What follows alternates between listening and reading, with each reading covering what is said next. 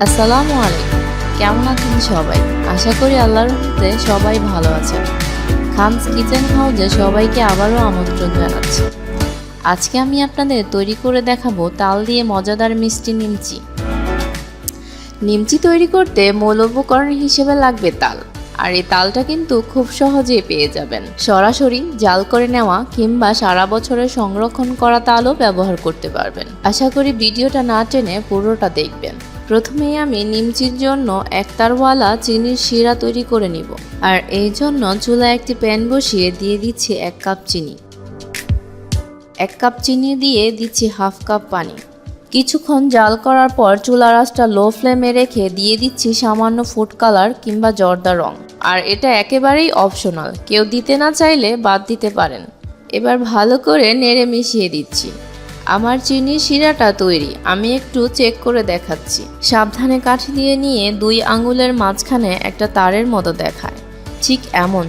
তখন বুঝবেন চিনির শিরা তৈরি। এখানে কিন্তু 1 তারের বেশি চিনির শিরাটা ঘন করা যাবে না, তাহলে নিমচিগুলো ঠান্ডা হওয়ার পর সাদা আস্তর দেখা যাবে আর খেতে ভালো লাগবে না। এবার নিমচির জন্য রুটির মতো করে আটার খামির তৈরি করে নিব। তার জন্য প্রথমে চুলায় একটি হাঁড়ি বসিয়ে দিচ্ছি। হাঁড়ির মধ্যে দিয়ে দিচ্ছি জাল করে নেওয়া 1/4 কাপ তাল। তালের মধ্যে দিয়ে দিচ্ছি সামান্য পরিমাণের লবণ, সাথে দিচ্ছি 1.5 কাপ পানি। পানিটা তালের মধ্যে কতটুকু আছে তার উপর নির্ভর করে। কাঁচা তাল হলে পানি লাগবে না, কেননা কাঁচা তালের মধ্যে পানির পরিমাণ বেশি থাকে। আমি জাল করে নেওয়া তাল নিয়েছি, যার কারণে পানিটা শুকিয়ে গিয়েছে। দিয়ে দিচ্ছি 1/3 কাপ নারিকেল কোরানো। আর এই সময় চুলার আঁচটা লো ফ্লেমে রেখে কাঠি দিয়ে নেড়ে দিতে হবে। নারিকেল কোরানোগুলো কাঠি দিয়ে ভালো করে নেড়ে মিশিয়ে দিয়ে দিচ্ছি 1 কাপ ময়দা। ময়দাটা দিয়ে নেড়ে ভালো করে মিশিয়ে নিচ্ছি। এবার চুলাটা অফ করে দিয়ে রুটির মতো করে ভালো করে মিশিয়ে হাতে মথে নিচ্ছি। সময় নিয়ে রুটির খামিরটা ভালো করে মথে নিতে হবে। খামিরটা যত ভালো হবে নিমচিটাও ততটাই মচমচে হবে।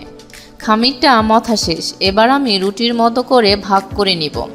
1 কাপ ময়দা দিয়ে আমি 5টা রুটি বানাবো।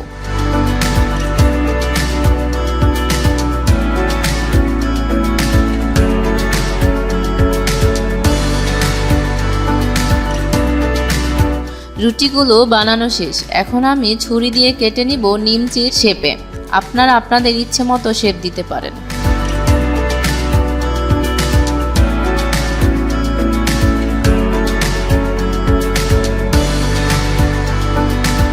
এখন নিমচিগুলো কম আঁচে ডোবা তেলে ভেজে নিচ্ছি।